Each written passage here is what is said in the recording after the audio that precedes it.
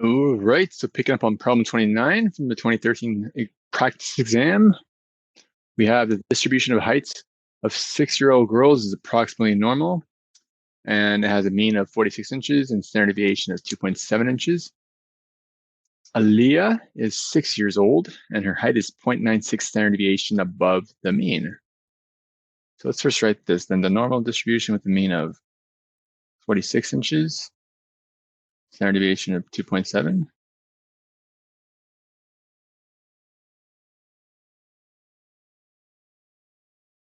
And her friend Jane is also 6 years old, and she's at the 93rd percentile of the height distribution.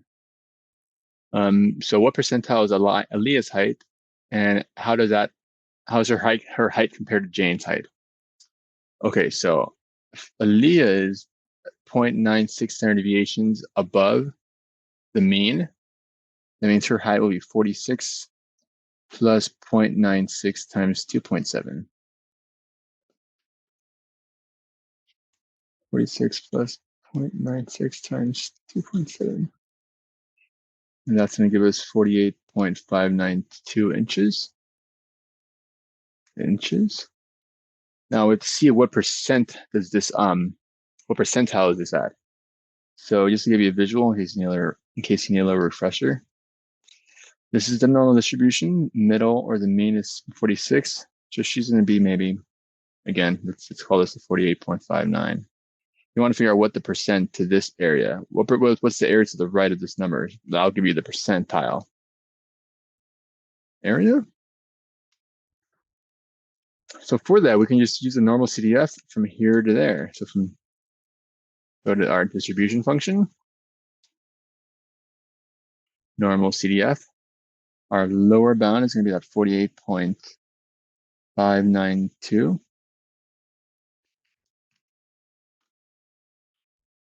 Our upper bound, we just make a really large number, so like whatever, 1 billion or something. Followed by our mean of 46, and then our standard deviation of 2.7. And we will get about 16.85.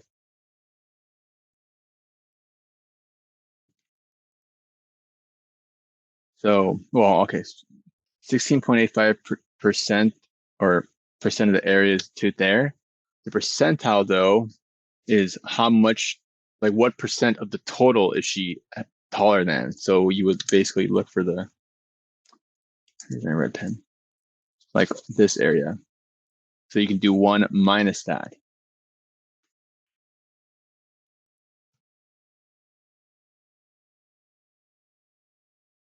About 8, so she's at the 83rd percentile about.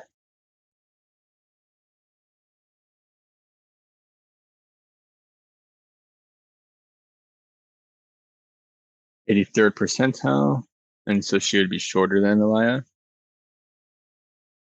And so the answer is D.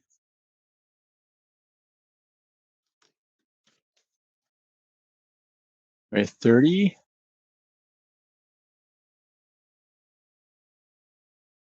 We have 3 histograms, and which of the following correctly orders the histograms from the one with the smallest proportion of data above the mean, the one with the largest proportion of data above its mean? Okay, that's interesting. So when a distribution is skewed like this, we're gonna have a mean pulled more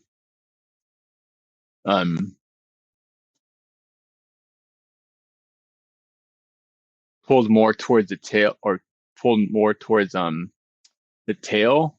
Now, excuse me. So again, like let me just draw a little like skewed shape. Remember how the mean and how the centers of measurement, like the mean and the median, compare when we're talking about a skewed distribution? The mean gets pulled more to the tail than the median.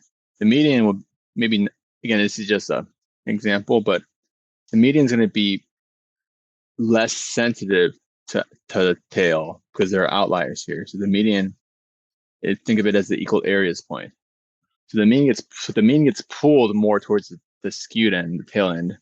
And it'll probably be actually be more over here.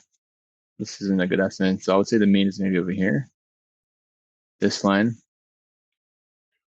Now for this one, it's going to be the other way because it's skewed to the left. So maybe the mean would sit over there. And this one's the most even, it's the most symmetrical of the graphs. So it's going to be more in the middle, maybe like that. So one with the smallest proportion to the largest. Smallest, then do J followed by L because L is in the middle. J, L, K. J, L, K. Pretty much that's all there is to it. So B is our answer.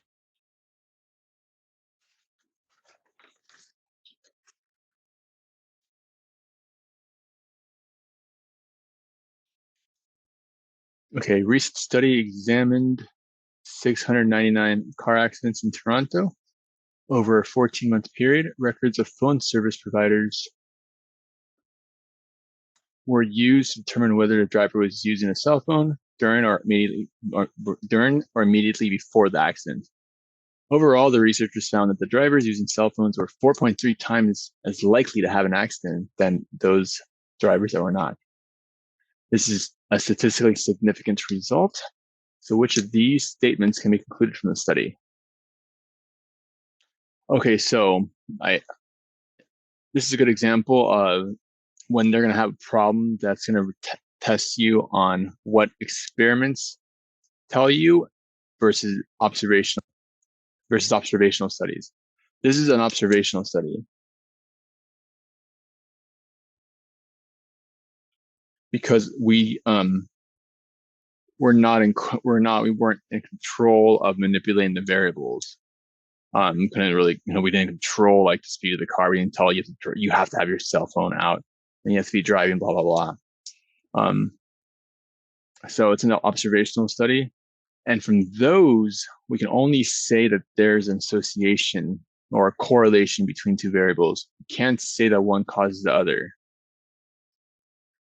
So correlation, we'd say there's a correlation between cell phone usage and your chance of getting in a car accident. So B looks like that would be the best answer because again, A, it's saying so we can't say cell phone use increases the likelihood of a car accident. We don't know. We don't know what causes what. We probably, in a real life, probably say we kind of know maybe that's true, but can't prove it objectively. Right, 32. The weight in pounds of a full backpack and the corresponding number of books in the backpack were recorded for each of 10 college students given here. We have a residual plot and your regression output. The data output is down here.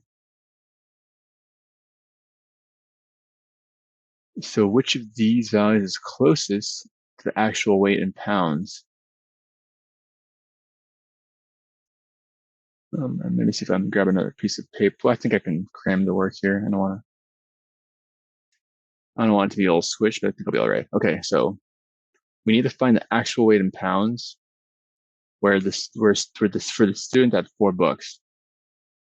So 4 books.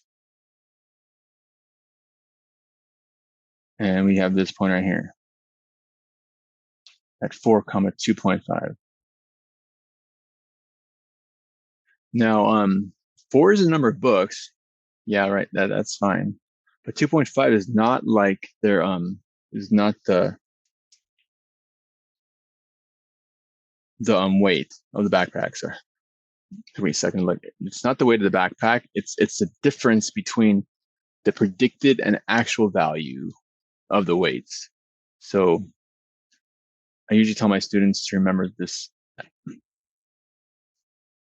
acronym or just this word, RAP, residual, is equal to actual. So actual X value or actual y, I'm sorry, actual value, actual minus the predicted.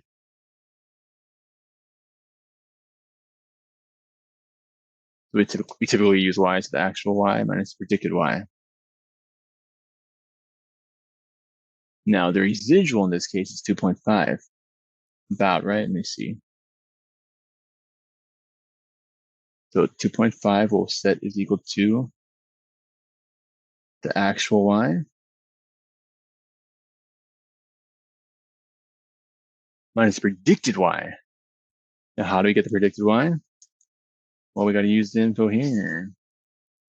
We will get, remember this y hat, predicted y. Slope-intercept form again is going to be 10.53 plus our slope, our coefficient, plus 0.53x.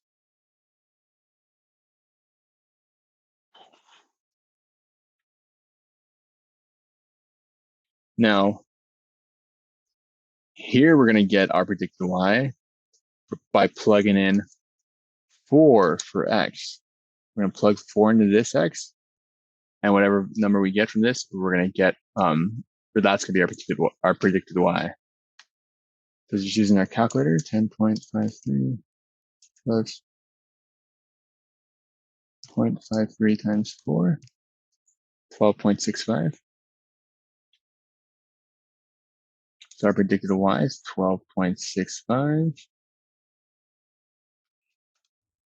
Add that to both sides. So we'll get 1415.15 is the actual y. And we usually would just write y. Because y hat is supposed to be the predicted, remember? Anyways, so our closest one will be 15. And so the answer is D. Okay, so I'm going to pause it there. Again, feedback is always helpful. Maybe let me know, maybe I made a mistake or explained something confusingly. And on a positive note, if you're liking these videos, give me a thumbs up and make sure you subscribe, if you want to. And I'll see you guys in the next video.